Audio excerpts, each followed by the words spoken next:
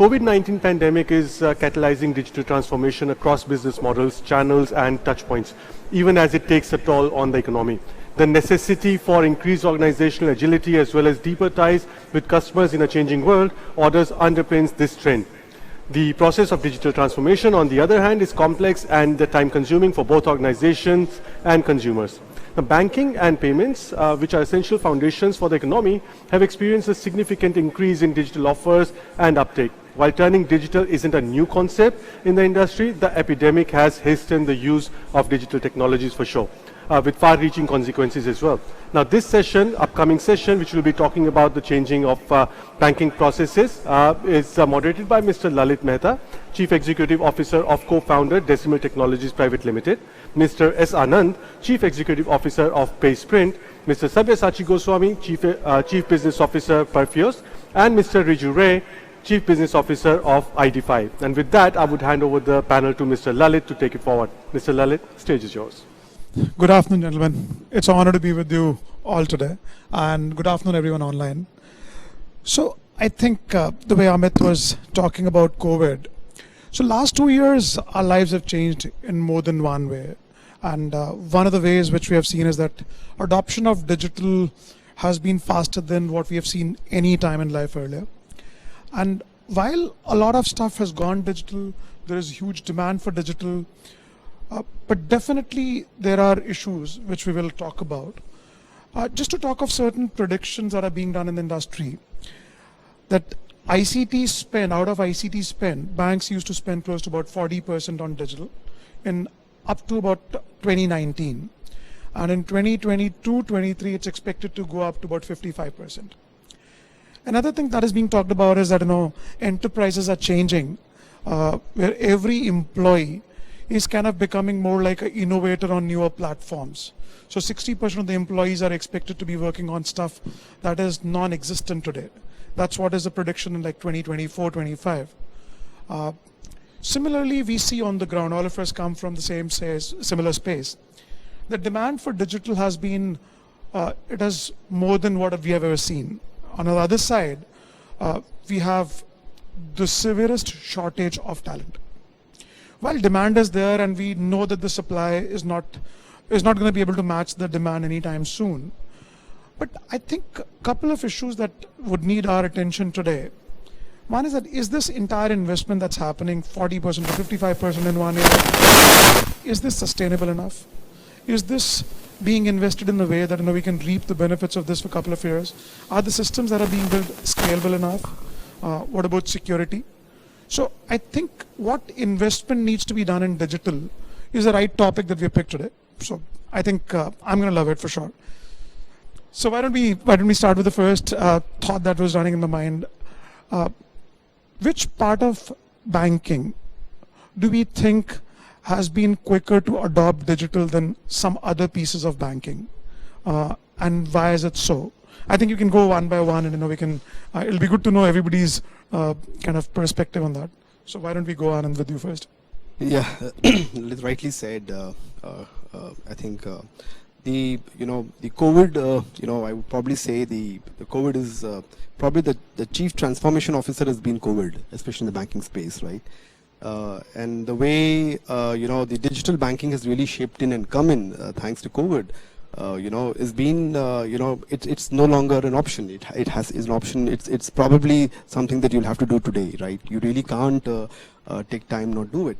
So it is just and COVID really showed that and I think and when you're talking about digital banking, and I would want to state one important factor on the digital banking space is that digital banking happened in India, especially I'd say in the context of India, is because the infrastructure are the basic fundamentals were there. And I would say the basic fundamentals especially means three things to me. One is, you had about, 90% of Indians having Jan Dhan accounts. You had more than 1 billion Aadhaar cards. And most importantly, you have about 600 million smartphones and running to 1 billion phones. So I think the basic infrastructure was there. COVID just pushed us to, to get into the digital banking space, and I think that's been a real great change, and I've seen some reports we talked about. Internet banking has grown by more than about 50-60% right now. I think that's a massive change, massive change, and so I think it's going to be there. It's going to be amazing to look at some of these things, and a huge amount of investments on the technology space is going to happen, and I think that's exciting times, I would say, to the digital banking space. Great, yeah. Very rightly said. I think internet banking is one area where the growth has been 50-60%. I think it'll be nice to hear from Sabyasachi as well. Which areas have you seen kind of gaining more traction than others? And which are the areas which you think are left behind from adoption standpoint of digital? See, it's a very tough question, but I'll try to answer it. In the banking, there are, if we consider there are more than 200 products, multifacets, dimensions. Now what happens there is, if I take a lending case, just because we are there in that space, so I can, from my experience, I can say, there are about 6 or 7 steps, starting from your sourcing, then onboarding, then verifications, decision, underwriting, your disbursement, servicing, and the value creation. Monitoring and then value creation. Now, if you have to split that, the first 3, where I see typically the digitization / digitalization, both has happened. The next 2 is physical / digital. So it is half and half, which is basically your underwriting process, because typically if you talk about the SME or the large corporate side, it is not possible to 100% digitalize. So there it is a mix of both, and every organization is trying to balance that. Now when you talk from monitoring, servicing, it's pretty much the same way. It is kind of hybrid, where it is a mix of physical and digital. And the last step, value creation, I would say it is mostly WIP by most of the institutions, at least in India context. So I would bucket it in this way, and I think still a long way to go, but definitely COVID has pushed it and put it in a fast track mode. But I think with the advent, I think every organization is understanding 3 key differentiation: digitization, process optimization, and digitalization. I think it is not just about digital. So unless we bifurcate these 3 and try to bring a synergy, we will not truly see the impact of digital or digital adoption. Very interesting. So, if you, what I picked from what Anand and Sabyasachi said, so the areas where, banks were kind of dealing with themselves, where it was the process was pretty much contained within the bank, those areas have been quick to kind of digitize. And other pieces, the areas where the ecosystem itself was ready for digitization. There is some digitization which is being seen, which is a little slower. But there are a lot of areas, where neither the ecosystem is existing, but you have a lot of dependence on third-party players. Let me pick up, let's say legal verification, or technical verification, or legal kind of process which is done in the lending space. Now that is fragmented completely. That is completely fragmented. Same is the case with the channels like DSA. So what do you think will need to be done, Riju, because this is one piece which is, even you do 80% digital, if that 20% piece remains to be the physical the way it is today, we are not solving the problem end to end. We are not really putting the entire system on rails. So what do you think would be the right thing to do, or what would be the steps that you think would happen in the future to make the entire system to be on the rails of digital? Great question. So the way I look at it, the seeds of this kind of disruption were sown 5-6 years back when the payment companies showed the way of it. You could see the fruits of it right now with UPI. I mean, you could get onto an auto and literally pay with the QR code, right? Who would have known? You would say Chaiwala would be the last person to take that. And if you see the way they've gone about it, right? They've focused on user experience. They have challenged some misconceptions that the last mile doesn't understand technology, right? And they have shown that there isn't a need for middlemen everywhere, right? And if there are middlemen that are using it, they can also be on technology. There needn't be any paper, right? And so much so that there's such rampant user acquisition right now by these players, be it digital lenders or payment players, that I feel that banks are feeling a bit left out of this. And I feel that they are beginning to realize they are going to cede ground. They're going to cede ground in terms of mind share, market share, in terms of losing the users, and they have to quickly course correct a bit. So I feel that the macroeconomics and will take care of itself. I feel that there's so much retail engagement that's happening directly with consumers, be it payments or be it loans, that it will disrupt what's happening in the branch. That people who are still using papers, mainly the branches use, you see, they will start figuring out that it is unsustainable, right? And eventually it will creep in that manner. And I think banks also themselves, those who will cling on to older processes, are going to see a very big task ahead of them, because many large banks, as you know, have started to become like startups, right? And if you are somewhere stuck in the middle, you're neither a fast-paced fintech or a payment provider, or nor are you like those big brand banks which are now changing. You are going to be demolished, and you better adapt and better change yourself. This is the way I see it. So I think it'll take care of itself, Lalit. No, I can't agree more. And I think banks are equally worried as you are for them. So, I'm sure, banks would have to kind of reinvent themselves. And, some of them may not be existing in the same shape and form as they today. But one thing which has been appearing in all the conversation that we've had till now is about whether the government ecosystem being ready for the fundamentals of digital being ready, or the ecosystem play where banks and other institutes could kind of quickly digitize because the private ecosystem was ready. So one thing that we have seen is that there has been huge change in the overall ecosystem itself. The types of organization that never existed earlier, they've started to kind of come into being now. The overall ecosystem is converging. And again, I just want to kind of, pick on that same thing again.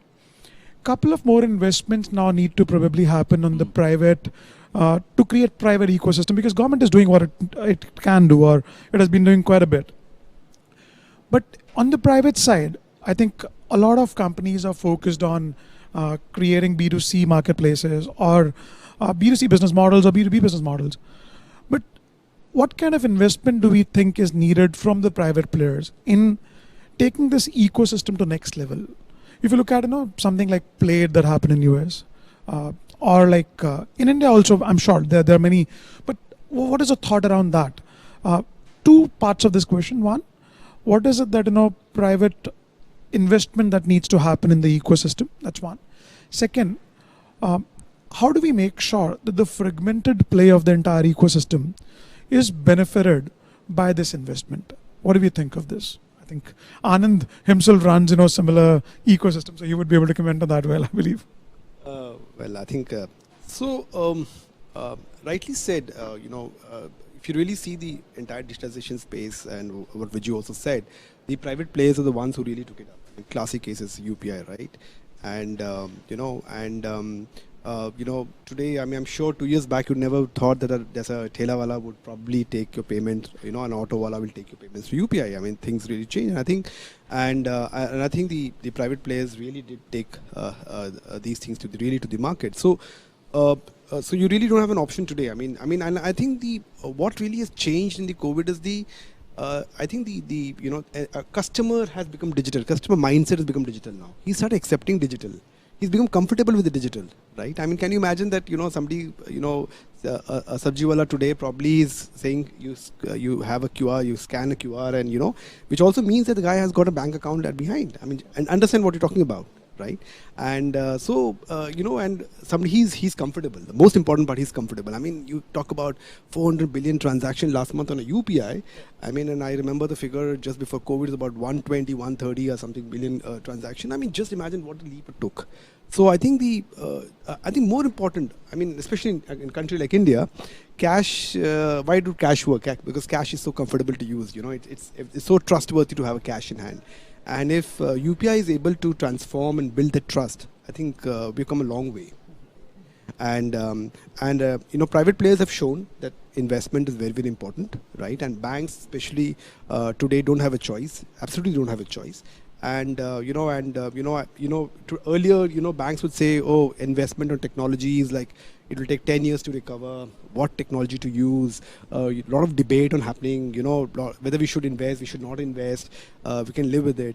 And they had suddenly fintechs coming up, and who would say, wow, I'll probably today, let's say open a bank account today, would take probably, let's say at least a week, 2 weeks for a current account to get open. And today you probably talk about in T+1, T+2 to open a current account, right?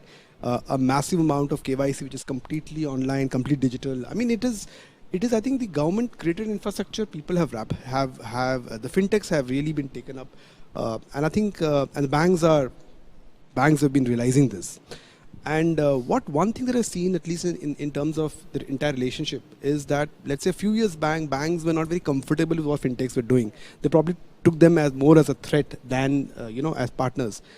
At least the last 2 years, I've seen banks have become they are collaborating with fintechs. They want to work with collaborate. And they realize that if I need to get across the next gen, even if I create a digital product, right, today, the adoption will only happen provided I work with fintechs. Adoption will not happen otherwise. So I think so it has become a very collaborative model, and that also, when it becomes collaborative, banks also ready to invest money on digital, because they know that the return on investment will be much faster, because the adoptions are going to be much, much faster.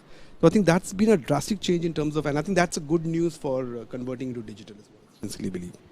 No, very true. I think you're absolutely right. The kind of change that we have seen, the entire ecosystem accepting digital, whether it's customers, merchants, or like banks and fintechs. So the convergence of the entire ecosystem is what we are seeing. Sabyasachi, your company is already a part of, like if you look at account aggregator framework, Okin, entire India stack. So this entire infrastructure is being created. Then we have, let's say, Aadhaar, we have CKYC. Now, what I also see is that there's a lot of overlap between some of the infrastructures that are being created. There are investments that are happening at multiple places to try and achieve the same thing. And possibly so that this investment is also being done by the government itself. And now, one thing that happens is, while it creates the infrastructure for scale, but it also generates a lot of confusion, which one to use, where to leave one, where to get into the other one.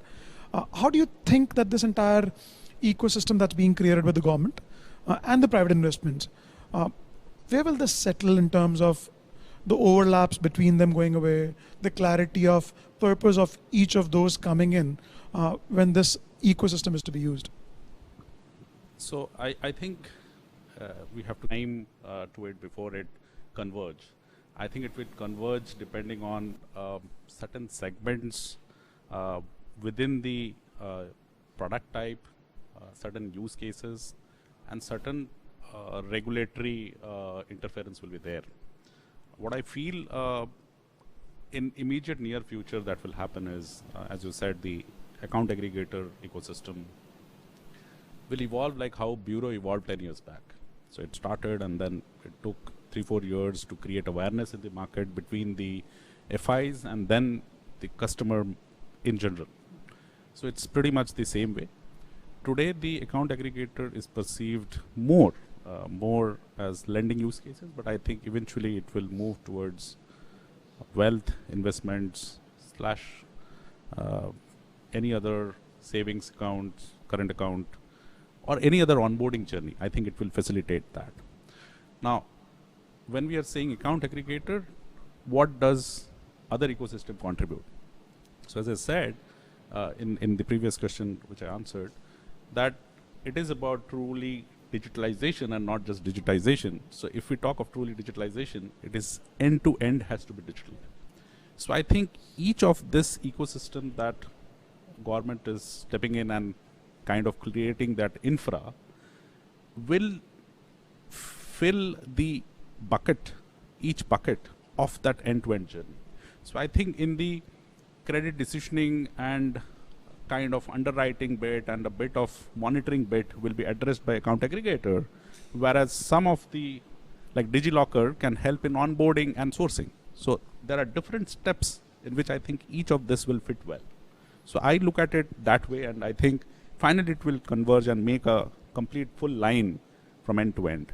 That's how I look at it. I think, yeah, very well said. I think, yeah, maybe I'm being a little more impatient, we need to wait for a couple of more years before this really kind of settles, and, Absolutely. we see end-to-end benefits and the overlaps not being invested too much in. So one thing that we are seeing is that, every time we talk about, there can't be a discussion without a regulation. So I don't know who else would be a better person than Riju to talk about regulation. So Riju, I think we have been talking about ecosystem and regulation, if you look at. And we are seeing that a lot of regulations are being kind of thought of. They are coming out and they're being talked about. Whether it's ecosystem of lending, with ecosystem of digital currency or whatever. So there is a lot of regulation which is being. So regulator has to work really hard to kind of come up to the speed of the market. Now, but one thing which is going to be very, very important for the entire growth is that how far the regulator goes in terms of what to allow, what not to allow, what to control. So what is your thought on that? You're a RegTech, which is kind of, which knows regulation better than any one of us. So what do you think of this? Fascinating question. So I want to start by saying that we are doing quite well as a country in terms of infrastructure and regulation.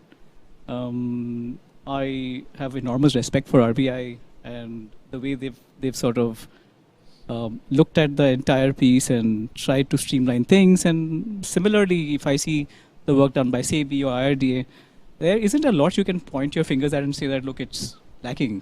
I'm going to call out a few things though. So for me, I think if you think about the aspect of inclusion, right? And you understand the scale of the country, and you understand that there is another India out there which is doing agriculture, or there are merchants out there, and people in tier 2, tier 3, tier 4 cities, and you want to reach out to them, and you want to get them into the ecosystem, then they do not have the same sort of documents or the same sort of provisions, and addressing them, getting them into the ecosystem is important to look at as a problem statement, right? And there is definitely a lot of work that's happening. The government is extremely keen to get it going. Indeed, it keeps beating its targets here, right? So for us as an industry as well, the realization that there are pockets out there that are unaddressed and are so huge that the tide is about to turn is important. And investment that's flowing in right now also probably is a sign that people are realizing there is such a massive market out there. So if there are areas that one should look at, is to look at the aspect of financial inclusion a bit more. And the second place, which is like the other flip side of ecosystems and regulations, is the fact that fraud, is often a byproduct of oversimplification, right? So if you start trying to create something that's simplified, that is extremely agile, extremely fast, you're going to have some amount of fraud, right? You see that is so rampant right now. Everybody will talk about how people are being duped when they make payments, right?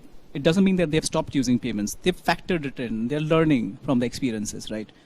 If you hear about shell companies, right, people know about it. You hear about mule accounts, and if you hear about how money is still being funneled outside the country, and these are real. This is actually happening right now. And with the pace of digitization and the way fintechs are coming in, banks are coming in, trying to look at this from the lens of regulation and playing it from the perspective of philosophy or principles may be a bit short-sighted.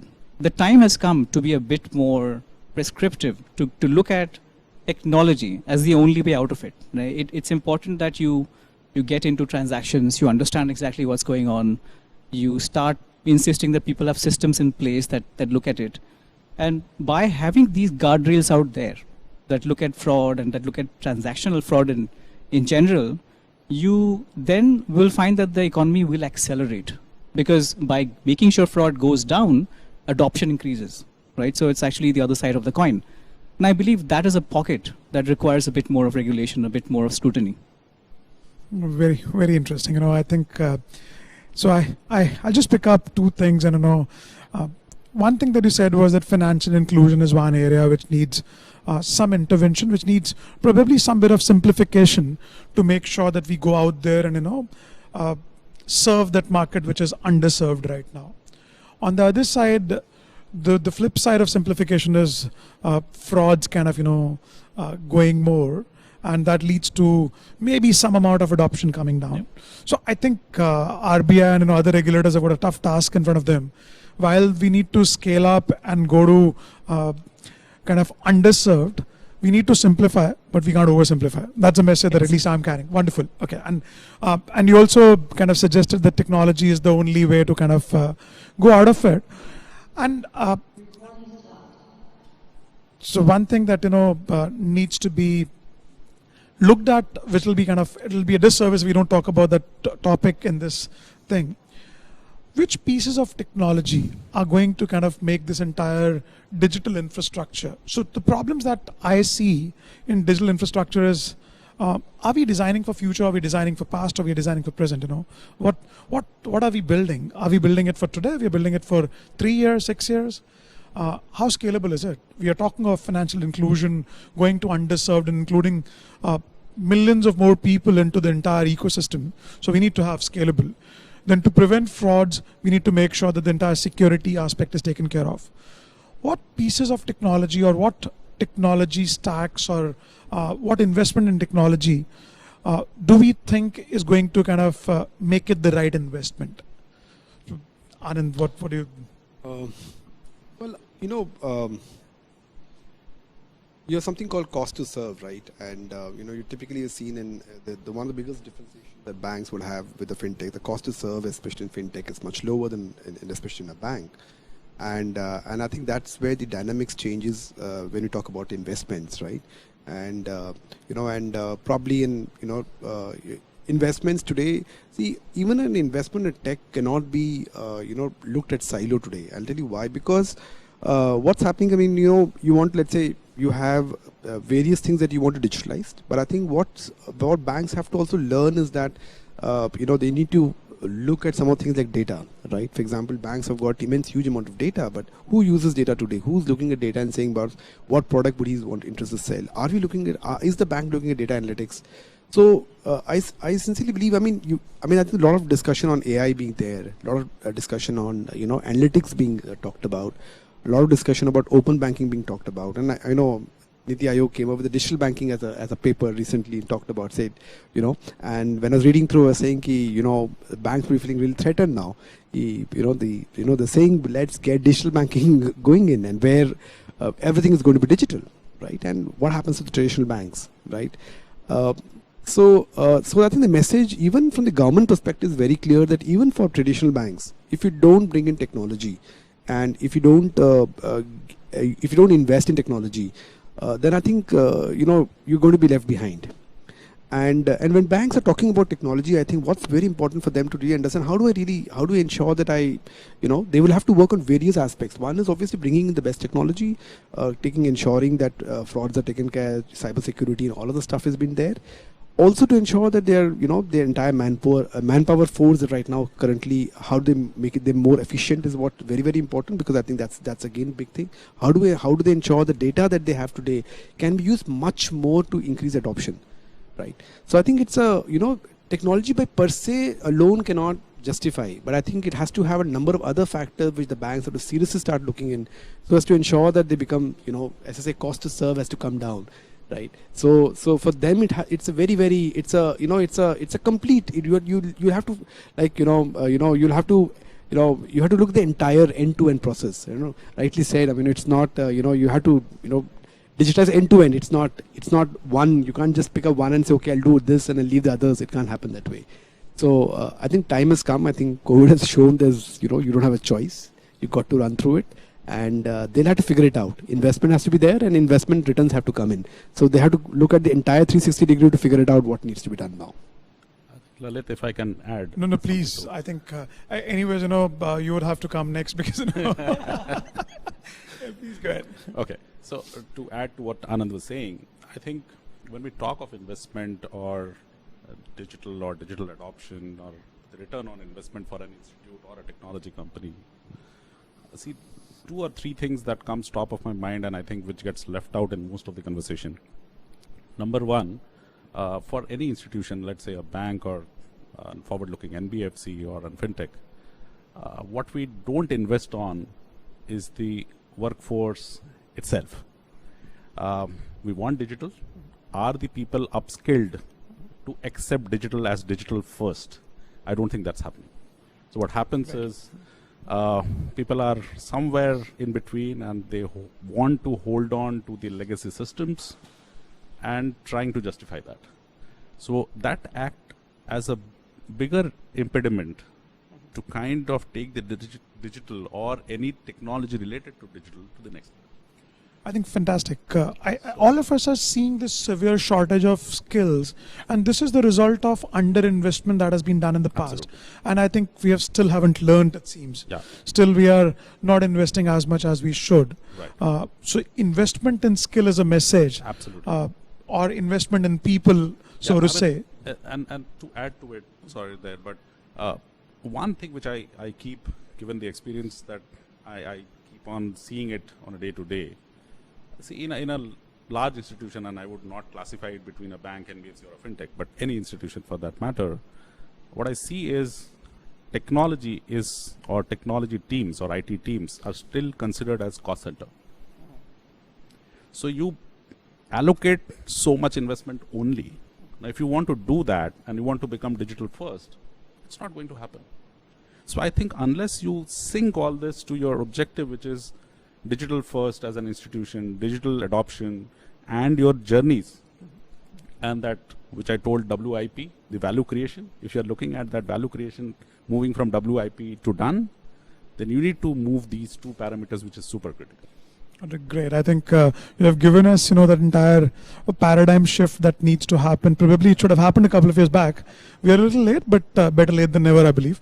I think and you're absolutely right. I think the entire investment in skills and this entire paradigm of IT and digital, the confusion between IT and digital in any organization is so prevalent that you can't really use that IT or digital for growth. It's being used for only managing the stuff that you have.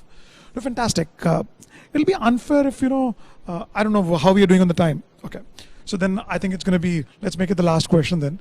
So Riju, if you look at every bank, every organization that we work with, whether it's bank, NBFC, anybody in the financial sector or any other sector in India, we are in so much of hurry to go digital that we want it as of yesterday. But one thing that that at least I believe in is, if you're on a crowded road, you can't really get faster by driving faster, because you're going to meet with accidents rather than getting there faster. So what do you think needs to be done to address this need of reaching there faster, but not meeting those accidents? What do you think? How much design can play a role in this? Architecture design is something that we don't talk of very often. What do you think of that? What a great question. So it's actually a personal grudge, and I hope I am going to be a lot more civil when I respond to this. So I actually feel that a lot of financial institutions I know believe that they can take the paper forms and replicate them and make them online. How many of you have seen that experience online, right? It's rampant, it's everywhere. So for me, this is where the problem begins. So like you start thinking about the user experience first, and you need to consider how this person's journey is different. You need to understand him from the perspective of what he wants, and the fact that he has many choices right now as well, and his convenience. And to reimagine that, right, you need to go to the user and appreciate his difficulties. This is a different culture altogether. It's not a simple lift and shift right now. So it begins with an understanding of product, an understanding of process. You and I were talking about the Delhi airport experience, right? You can put as much technology as you want out there. And I'm sorry if I'm upsetting a few people here again. So I mean, from the perspective of just learning, I do believe that it has to be thought of in entirety, again, taking his words very seriously here, as a process, as a product, as an experience, right? and to break open those silos. You spoke about data, right? If you are structured organizationally into such silos that you can never really even cross the boundaries and you start competing with each other, right? Fundamentally, you forget the user, right? So you need to break those silos down and reimagine. It takes a lot of guts in leadership, really, to take those tough calls. And you might have to change your team around a bit, right? And get some people to sort of, who really believe in it, to come out there and to invest in the people who understand that the paradigm has shifted. I mean, anything I knew 3 years or 4 years back right now is irrelevant right now. You have to start from scratch, right? And you begin with that user experience. You begin with the process and the product. And you work your way backwards to your architecture and technology. And you probably think products more when you invest in technology. If you start thinking, I'm going to build this from scratch by using a giant workforce, and it's going to be exactly like I said, with my amazing UML diagrams and amazing requirement specs that I have spent hours looking at with the same sort of teams, you're not going to get there. The world has moved ahead. So the engineering has moved ahead, architecture has moved ahead. There are products out there, there are SaaS companies out there. So you need to be looking at the world with a new lens. And it does start with people. It starts by looking at it from fresh lens, really, I think. No, I think so. We are lacking on investment in people. We are lacking on investment in research and investment on process, and probably we are lacking on investment in digital thinking. That's what I make from what you're saying. So looks like the one thing that's coming to my mind is probably the banks need to create a digital bank operating system kind of a thing, and then they need to start building on top of that operating system. So right now probably we are trying to build applications in machine language on mainframes. That's how it seems right now, and all these applications that we are building are not going to scale up in that manner, it seems. So I think we're left with last 1 minute. So on behalf of each one of us, what I've heard, I'm just thinking, looks like that now the paradigm needs to be design-led growth, platform-led growth, and ecosystem-led growth. And with the underpinning message that the investment in people is the key, investment in research, and giving up your Lego blocks that you build the bank with or build the company with, they need to be given up. So that's the message that at least I'm carrying from this forum. Thank you so much. It was great. Thanks a talking lot. to all of Great you. fun. Thanks, Rajat. Thank you so much. Thank you so much. Big thanks to all of the panelists today, and has been a very interesting conversation for sure. 100 रुपये में bitcoin trading possible है impossible लगी शर्त और हारा तो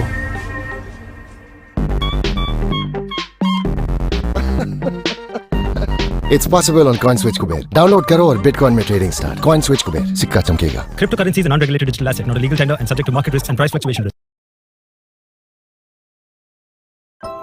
Where there is life, there is hope, there is meaning. But life has its downs as much as its ups. Life is about challenges. Life is about opportunities. Time for joy, time for celebration, and time to introspect. Thankfully, in every one of life's moments, and even beyond life itself, there's LIC. Where there is life, there's always LIC. जिंदगी के साथ भी, जिंदगी के बाद भी.